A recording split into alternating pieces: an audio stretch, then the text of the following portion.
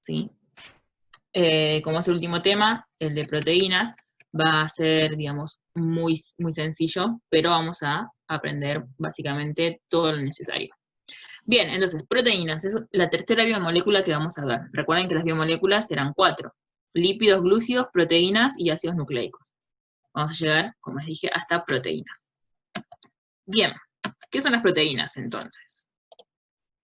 Son cadenas de aminoácidos, ¿sí? Recuerden que, como habíamos visto en glúcidos, los glúcidos están formados por monómeros, por estos ladrillitos que forman estructuras cada vez más complejas. Bien, las proteínas también tienen monómeros, y esos monómeros van a ser los aminoácidos. ¿Por qué aminoácidos? Vamos a descifrar un poquito la palabra aminoácido. Bien, los monómeros, ¿sí?, de las proteínas, como les dije recién, se llaman aminoácidos, tienen un grupo amino, ¿sí?, el nitrógeno con sus dos hidrógenos, perdón, y el grupo ácido, el carbono con el doble enlace con el oxígeno y el grupo hidroxilo. Entonces, de ahí surge la palabra amino, ¿sí?, ácido, súper sencillo. Bien, como les dije, este de acá va a ser el monómero, ¿sí? Se van a unir varios aminoácidos para formar proteínas cada vez más complejas. Los seres humanos estamos formados, y todas nuestras proteínas en realidad están formadas en una base de 20 aminoácidos. Es decir, tenemos 20 ladrillitos que se van a unir de diferentes formas para crear diferentes proteínas. Pero la base son 20. Sí, bien. Entonces, ¿cómo se unen estos aminoácidos? Estos aminoácidos se unen gracias a un enlace peptídico. Lo mismo, ¿se acuerdan que con el glúcido perdió una molécula de agua? Bien, en las proteínas en realidad se pierde a veces 2 moléculas de agua. ¿Y cómo ocurre este enlace peptídico? El grupo, ¿sí?, el del ácido, el grupo carbonilo, se une al grupo amino del otro aminoácido. Así ocurren las uniones. Y en esta unión, como les dije, se pierde una molécula de agua. ¿Por qué? Vamos a cambiar el color, ¿sí? Y se une el grupo hidroxilo de uno con el hidrógeno del otro aminoácido, se forma el H2O, que se libera al ambiente, ¿sí? Y así se forma este enlace peptídico. Entonces, cada vez que ustedes vean un carbono con un doble enlace al oxígeno unido a un nitrógeno, va a ser el enlace peptídico de esta proteína, ¿sí? Entonces, recordemos una vez más. Las proteínas están formadas por los aminoácidos, ¿sí? Y los aminoácidos se unen entre sí a través de enlaces peptídicos. El grupo carbonilo del ácido se une con el grupo amino del otro aminoácido, ¿sí? Súper sencillo. Bien, seguimos. Como les dije recién, Como les dije recién, las proteínas, ¿sí?, las proteínas que tenemos nosotros en nuestro organismo están formadas en una base de 20 aminoácidos. Presten atención a lo siguiente. Vamos a cambiar un poquito el color para que se vea. Siempre van a estar formadas, ¿sí?, las proteínas por esta base de aminoácidos. El grupo ácido, ¿sí?, y el grupo amina. Lo único que cambia es el resto de la cadena, ¿sí? Siempre se repite lo mismo, ¿sí?, este grupo aminoácido, y después tenemos lo que se llama R, que es residuo, que es una cadena que puede variar. Por eso todos los aminoácidos son diferentes. En nuestro organismo, como les dije, tenemos una base de 20 aminoácidos, y esos aminoácidos se van a unir de formas diferentes para formar las diferentes proteínas. Pero la idea sería esta, que siempre tienen la misma base, ¿sí?, la misma unión, lo único que cambia es el resto de la cadena. Sería como, si quieren una analogía, como las lapiceras, ¿sí? Todas las lapiceras tienen el mismo capuchón, lo único que cambia es el color de la lapicera, ¿sí? Como una analogía media sencilla. Bien, seguimos. ¿Cómo se clasifican? ¿Sí? La clasificación es parecida, si queremos, a la de los glúcidos. ¿Cómo están formadas las proteínas? Están formadas por, como sabemos, son compuestos orgánicos, carbono e hidrógeno, seguro, ¿sí? Pero además tienen, como vimos, que tienen un grupo amino, tienen nitrógeno, frecuentemente tienen azufre y en algunos casos también tienen fósforo, ¿sí? La masa molecular, sí, es decir, lo que pesan estas proteínas, van a ser muy elevados, ¿sí? En comparación a lo que son los glúcidos y en comparación a lo que son los lípidos, las proteínas son tienen una masa mucho más elevada, ¿sí? Entonces, Y atención con eso porque hay un punto que pregunta sobre las masas moleculares de las proteínas. Bien, ¿cómo se clasifican? Si se unen dos aminoácidos, ¿sí? Si se unen dos grupos amino, se va a llamar dipéptido, ¿sí? Si se unen tres, va a ser un tripéptido, ¿sí? Dos uniones peptídicas, tres uniones peptídicas. Si se unen entre 3 y 8, ¿sí? Aminoácidos se va a llamar oligopéptidos, y ya cuando tengo más de 10 uniones de aminoácidos se va a llamar polipéptidos, ¿sí? Entonces la clasificación básicamente varía según la cantidad de aminoácidos que yo tengo en mi unión. Bien, ¿y cómo están organizadas estas proteínas? Se organizan en estructuras, ¿sí? Tenemos la estructura primaria, secundaria, terciaria y cuaternaria. No es necesario que todas las proteínas cumplan con todas estas estructuras. De hecho, todos van a llegar hasta la tercera, ¿sí? Hasta la estructura terciaria, pero muy pocos van a llegar a una estructura cuaternaria. Ya vamos a ver por qué. Bien. Cuando hablamos de estructura primaria, hacemos referencia a la secuencia de aminoácidos, ¿sí? Miren, como si fuera un collar de perlas, ¿sí? Yo puedo combinar los 20 aminoácidos de formas diferentes. Esa va a ser la estructura primaria. Solamente se va a centrar en la secuencia de aminoácidos, ¿sí? Si yo puse, no sé, alinina, guanina, ¿sí? Es diferente. Bueno, los nombres que dije recién justamente no son, pero sería básicamente cómo ordenar los aminoácidos para formar mi proteína, ¿sí? De estos 20, según cómo los ordeno, voy a conseguir diferentes proteínas. Luego tenemos la estructura secundaria. Ya lo que se pone en juego en la estructura secundaria no es el orden que yo le doy a los aminoácidos, sino la forma que empiezan a tomar estas estructuras, ¿sí? Como sabemos, hay diferentes tipos de fuerzas. Las fuerzas que van a actuar en las proteínas van a ser los puentes hidrógenos, que ya en uno de los trabajos los habíamos conocido. Depende, ¿sí? Las interacciones que tenga, yo voy a tener dos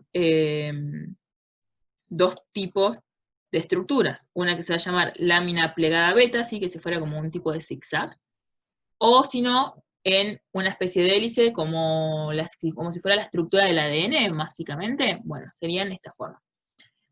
Pueden tomar entonces estas dos estructuras, depende del tipo de unión, ¿sí? De las fuerzas que actúan entre ellos. Una analogía fácil para entender esto y para entender las siguientes estructuras sería la siguiente. Imagínense el cable de los auriculares, ¿sí? Ustedes primero lo tienen quizás liso, ¿sí? Lo tienen desplegado, sin ningún nudo, sin nada por el estilo. Luego, sí, a veces cuando lo guardamos, vieron que como que se nos enredan todos. Bien, con las proteínas pasa exactamente lo mismo. En la primera estructura lo único que nos importa es cómo están organizados estos aminoácidos. La estructura secundaria ya cómo se unen, ¿sí? o la forma que toma este cable. Y en el tercero, ¿sí? La estructura terciaria, bueno, que no me toma, la estructura terciaria sería, siguiendo el ejemplo de los auriculares, cuando lo guardamos y se nos enrosca todo el cable, que tenemos como una maraña de los auriculares. Bien, esa es la estructura terciaria. Ya lo que hace es el plegamiento en el espacio, ¿sí? Ya es una forma tridimensional. Lo anterior era una forma bidimensional, si queremos decirlo, y la estructura terciaria ya es tridimensional, ya es cómo interactúa todo y cómo se representa en el espacio, ¿sí? Como les dije, imagínense cuando sacamos del bolsillo los auriculares, que son un bollito, bien, esa es la estructura terciaria. Cuando la desarmamos, cuando logramos desplegarla, sería nuestra estructura secundaria, ¿sí? Bien, y en cuanto a la estructura cuaternaria, no todos van a llegar. ¿Por qué? Porque la estructura cuaternaria se une, o en realidad se forma por la interacción de varias cadenas, ya no de aminoácidos, ¿sí? Sino de varias cadenas polipéptidas. ¿Qué quiere decir esto? Que ya son más complejas. ¿Ven que en el dibujo hay de diferentes colores? A ver, tenemos, bueno, hasta que es marrón más oscuro, más clarito, tenemos como un rosa y un violeta. Ya son varias cadenas polipéptidas, ¿sí? Que se unen. Ejemplos de proteínas que llegan a este tipo de estructura: la insulina y la hemoglobina. Volviendo otra vez, no quiero ser repetitiva ni cansadora, pero como para que lo entiendan, sería la estructura terciaria, algo así como cuando se nos mezclan dos auriculares, que se nos hacen un bollito de dos auriculares y tenemos que separarlos. Bien, esa sería la estructura cuaternaria. Ya tengo más de una cadena. Como les dije, no todas las proteínas van a llegar a este tipo de estructura, ¿sí? Pero existe y la mayoría sí la tienen. Son más complejas y sumamente tienen una masa molecular extremadamente alta, ¿sí? Pero bien, esos serían los 4 tipos muy sencillos, ¿sí?, de estructuras de las proteínas. Entonces, primero los que nos va a interesar, ¿sí?, porque en el punto 5 lo tienen que explicar. No copien y peguen, ¿sí?, porque ya sé que estos puntos tienden a eso, pero traten de explicarlos ustedes mismos con sus palabras, ¿sí? La estructura primaria, como les dije, es la secuencia de los aminoácidos. ¿Cómo yo ubico mis 20 aminoácidos para formar una estructura? La estructura secundaria ya es cómo qué forma en realidad va a tomar esa estructura. La terciaria es el plegamiento de la cadena, ¿sí?, la estructura tridimensional. Y la cuaternaria es la estructura también tridimensional, pero de más de una cadena de polipéptidos, ¿sí? Es decir, tengo una maraña de cadenas, y no todos llegan a esta estructura. Bien, vamos, un momento que me quedó escrito. Bien, en cuanto a las funciones, y atención acá porque tiene mucho que ver el verdadero o falso, ¿sí?, del punto que ahora vamos a explicar. Tenemos, bueno, miles de proteínas diferentes, y cada una tiene funciones diferentes. Por ejemplo, una de las funciones es el transporte. Recordemos que en nuestro organismo todas las sustancias se tienen que transportar, y las proteínas juegan un papel en el transporte. Por ejemplo, la hemoglobina, que lleva oxígeno, ¿sí?, a nuestro organismo, a los diferentes tejidos de nuestro organismo. El oxígeno es transportado, ¿sí?, por la hemoglobina, y la hemoglobina es una proteína. Otra de las funciones es la estructura. Recordemos que todas las células tienen un citoesqueleto que es de naturaleza proteica, le da como la estructura, la forma a las células. Luego tenemos la función enzimática, y esta es la más importante, o por ejemplo la que les pido en la tarea. ¿Qué es una enzima? Una enzima es una molécula que activa o ayuda a las reacciones químicas, ¿sí? Lo que hace es acelerarlas, que sucedan más rápido, ¿sí? Bueno, acá dice que la gran mayoría de las proteínas son enzimas. Podemos utilizar catalizadores, ¿sí?, tanto para lo que es nuestro organismo como en muchas empresas o muchos procesos químicos también se utilizan catalizadores, que son catalizadores creados, básicamente. Los catalizadores que nosotros tenemos en nuestro organismo se llaman biocatalizadores. Bio, ¿por qué? Porque tienen vida, o sea, básicamente están asociados a nuestro organismo. Pero bueno, lo que hacen las enzimas es acelerar las reacciones. Es decir, una reacción que tiene un tiempo, lo explico muy por arriba y quizás no es la definición más correcta, pero como para que se entiendan para qué sirven estas enzimas. Si yo tengo una reacción que ocurre en 10 minutos, ¿sí?, la enzima lo que va a lograr es que esa reacción suceda más rápido, quizás a los 5 minutos, ¿sí? También tienen presencia en otras cosas las enzimas, pero básicamente es esto, ayudan que las reacciones ocurran cada vez más rápido, ¿sí?, o que sucedan en un tiempo más óptimo para nuestro organismo. Y como las enzimas son catalizadores, las enzimas que nosotros tenemos en nuestro organismo se llaman biocatalizadores, ¿sí? Bien, luego también tenemos hormonas que tienen una naturaleza proteica, ¿sí?, como por ejemplo la insulina y el glucagón, que lo que hacen es tener en un proceso, tener estable básicamente nuestros niveles de azúcar en el cuerpo, ¿sí? Si alguno quizás tiene algún familiar con diabetes y tal, van a ver que siempre se tienen que controlar los niveles de insulina, y hay una pastilla que se llama glucagón, que lo que hace es esto, es tratar de mantener estables los niveles de glucosa en sangre. Y por último, ¿sí?, en realidad hay algunas funciones más, pero las más interesantes, por ejemplo, la defensa, ¿sí? En bacterias hay unas proteínas que lo que hacen es identificar no sé, seres extraños a nuestro cuerpo. ¿Y cómo los identifican? Porque esas bacterias que quieren invadir nuestro cuerpo tienen moléculas ADN que no son idénticas a las nuestras, ¿sí? Entonces están viendo que es un ser extraño el que está entrando a nuestro organismo, entonces lo que hacen, van y las destruyen. Por eso funcionan como defensa. Estas proteínas lo que hacen es eso, es descubrir que esa bacteria que quiere infectarme no tiene mi mismo ADN y por eso va y las destruye. Todo lo que es tema de defensa del organismo es sumamente interesante. Bien, esto en cuanto funciona. Entonces, básicamente esta es la función de las proteínas, ¿sí? Claramente no podemos vivir sin las proteínas. Nuestro organismo funciona en base a proteínas. Sin proteínas, miles y miles de reacciones en nuestro cuerpo no podrían ocurrir, ¿sí? Sería, bueno, básicamente no existiríamos. Entonces, básicamente no podríamos vivir sin ninguna de las 4 biomoléculas, ¿sí? Por eso todos los seres vivos, o todo ser que tenga vida, no solamente los seres humanos, las plantas y tal también, todos tenemos biomoléculas, ¿sí?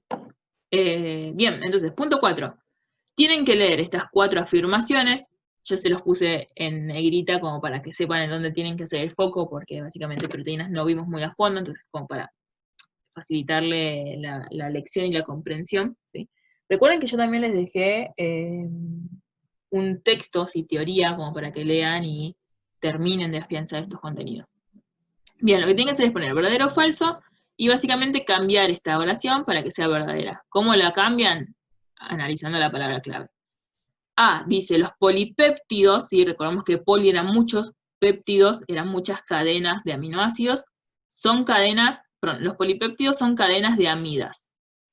Los polipéptidos, ¿eran cadenas de amida o eran cadenas de qué? ¿De amino qué? ¿Sí? ¿Cómo estaban formados los polipéptidos? Recién lo dije, no me di cuenta. Bien, B, dice, las proteínas son dipéptidos de masa molecular elevada. ¿Qué habíamos hablado de las proteínas? ¿Tenían masa molecular elevada o no? C, ciertas proteínas actúan como biocatalizadores, lo que les expliqué recién, ¿sí? Que funcionan como enzimas y las enzimas en nuestro organismo son biocatalizadores. Entonces ahí ustedes, verdadero o falso. D, las proteínas humanas se forman con unos 40 aminoácidos. ¿Cuántos aminoácidos les dije yo que había para formarnos a nosotros? Un momento. Acá, ¿sí? ¿Cuántos les dije que había? Por acá está escrito cuántos aminoácidos nos conforman a nosotros. Bien, E, las enzimas aceleran la velocidad de reacción de las reacciones químicas, ¿sí? Lo que les había dicho recién. Las enzimas lo que hacen es que una reacción que ocurra en 10 minutos, por ejemplo, ocurra en 5. ¿Sí? Bien, entonces ahí chequean todas estas preguntitas. Y el 5, expliqué brevemente la organización de las proteínas. Cuando hablamos de organización de la proteína es esto acá, las estructuras primarias, secundarias, terciarias y cuaternarias. Lo que no llegamos a ver muy a profundidad es que las proteínas en realidad se pueden desnaturalizar. Como por ejemplo, si alguna vez alguno cocinó algún huevo, ¿sí? Si alguien, cuando rompemos el huevo, vemos que tenemos la clara y la yema, ¿sí? La clara, cuando lo rompemos, es de color clarito, ¿sí? Blanco, transparente, perdón. Cuando lo cocinamos, cuando hacemos quizás un huevo frito, esa clara, ¿sí?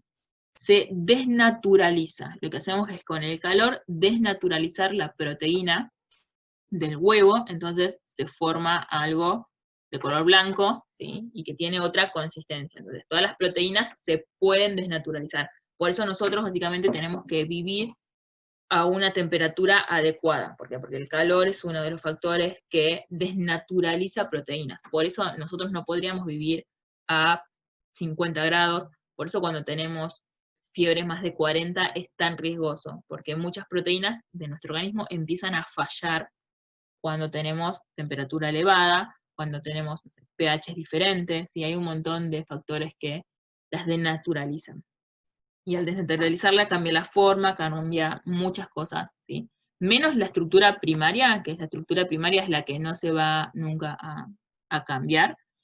Piensen en el huevo, ¿sí? En cómo cambia la proteína del huevo cuando es cruda, ¿sí? Que es transparente, a cuando lo cocinamos y se vuelve blanca y de otra consistencia. ¿Sí? Entonces, el tema de la desnaturalización de proteínas mucho no podemos conocer, pero sepan eso, que las proteínas se pueden desnaturalizar, se pueden romper y es muy fácil, muy sencillo y básicamente por eso nuestro organismo funciona en un rango de temperaturas o de pH en el cual vivimos bien. Bien, entonces esto es todo de proteínas, espero que se haya entendido, y cualquier duda me consultan, ¿sí?